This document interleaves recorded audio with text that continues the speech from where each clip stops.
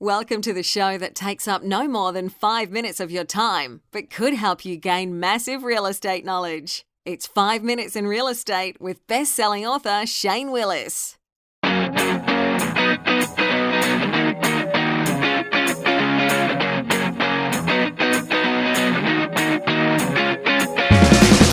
Hello, it's Shane Willis, Pensacola real estate expert, bringing you today's episode. Today's going to be horror stories. I know we're not in October yet, so it's not Halloween, but we had some stuff come up recently, and I wanted to talk to a couple of my clients about this kind of no-no. I never say never.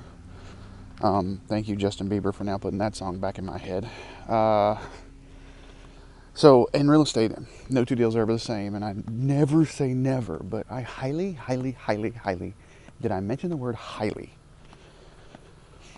advise a seller not to let a buyer take possession early.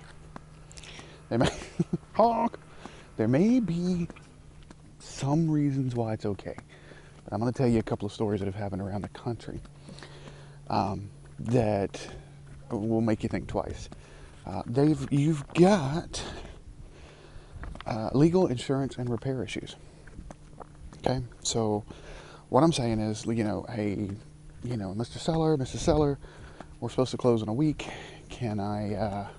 I'll just tell you one of the stories now. They had become friends over the course of the process, which a lot of people do. And they said, hey, we're supposed to close on Friday. I want to let my painters come in on Monday, prior to the Friday, and just start painting. Will you guys be okay with that? And they're like, yeah, sure, no problem. The place was vacant anyways, so they were being nice. What happened? The painters left a drop cloth down. They were trying to do their job, and left, but they left it down overnight. Furnace kicked in, warmed it up, burnt the house to the ground. Now, who's responsible? Because did the sellers hire the painters? I don't know. Are the painters licensed, bonded? Who hired them to do the job? The buyers have the legal right to do that? No, you got a whole court case now, and guess what? A mortgage that the sellers still needed to pay every month, but no house. So who's responsible there? Another case where a buyer actually, this was in California, a buyer actually moved in, give the sellers $10,000 extra to move in 2 weeks early. Then decided wasn't going to close. And so the seller said, we'll get out. And they said, no, we're not going to get out. So the sellers took on the court. Judge ruled because the seller had accepted that $10,000 that they actually had to put it on a court docket to get the buyers out of the house. But it was a foreclosure docket, not a eviction docket like a tenant would be. And the foreclosure dockets currently sit at 5 years wait time. So now you got somebody in your house, you can't get them out for 5 years. And what are you supposed to do as the seller at that point? There's a tactic a lot of people use to buy properties called a lease option. I've done this. I've lease opted multiple properties, but I had a horror story where someone lease optioned from me because we did it under one contract, same as this other case that you just heard about in California. Because we did it under one contract, when they stopped paying after like the 4th month, I submitted to the eviction courts in Santa Rosa County. And the judge promptly came back and said, nope, you can't submit to the eviction court because it's a lease option. It means they're buying the property from you. You have to foreclose on them. So I submitted the paperwork for the foreclosure. It took about 3 months to even get in front of the judge. Then the people came and said, we've tried to make payments, he just won't accept partial. And so the judge said, you have 60 days to catch up. 60 days to catch up. They didn't, of course.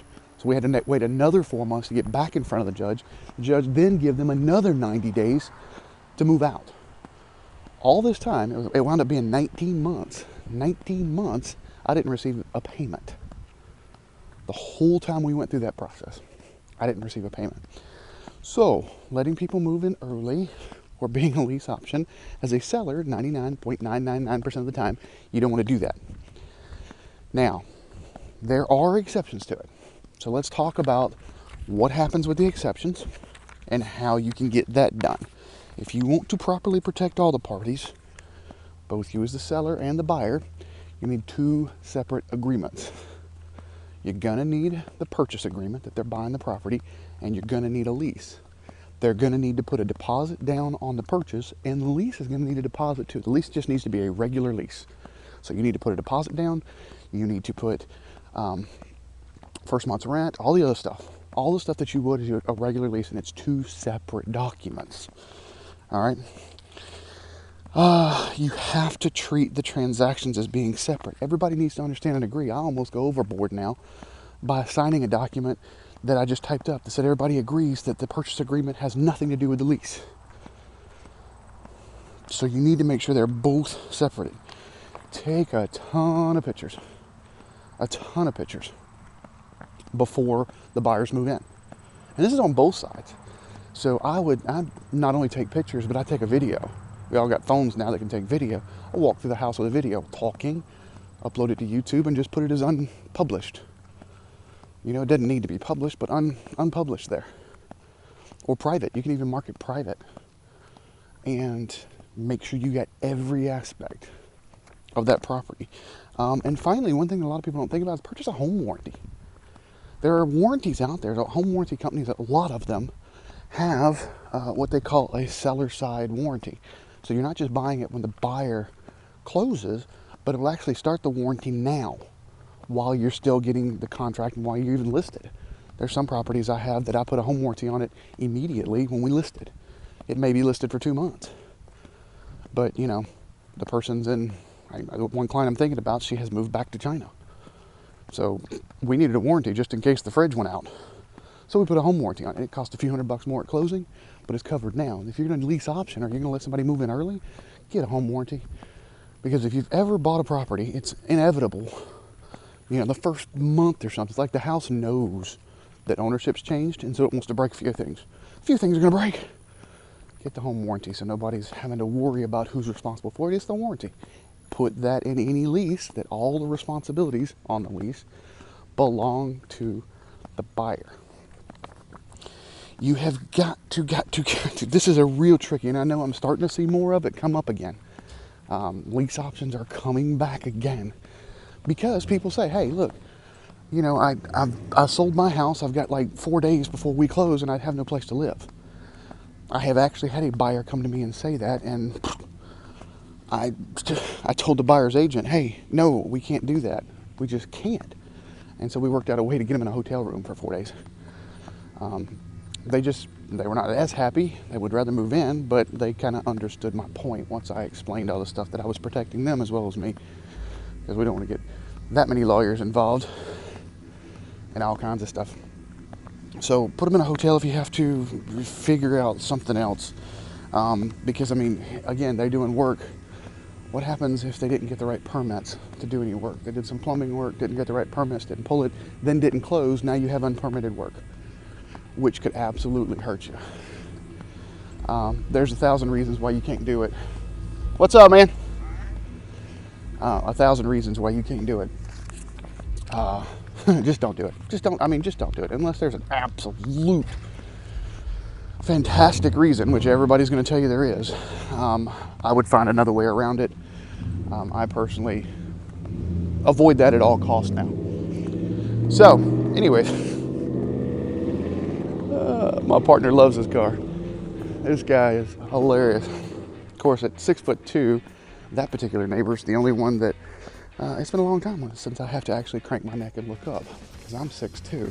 Most of the time I don't have to look up that high, but my neighbor across the street actually played for the Raptors, the Toronto Raptors, a couple of years. Played for a few teams, and at 6'9", I have to look up to him. But he loves his loud car. All right, that's all I got for you today. As always, if you have not subscribed to get the tips, tricks, graphs, infographics, get over to 5minutesinrealestate.com. That's 5minutesinrealestate.com.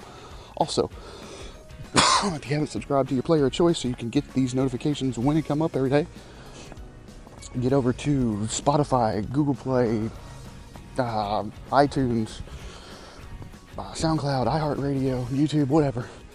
hit subscribe, give me a thumbs up, give me a heart. I appreciate that. And finally, if I brought any value in this episode or any other episode in your life, please do me a favor and share it on social media. Have a great day.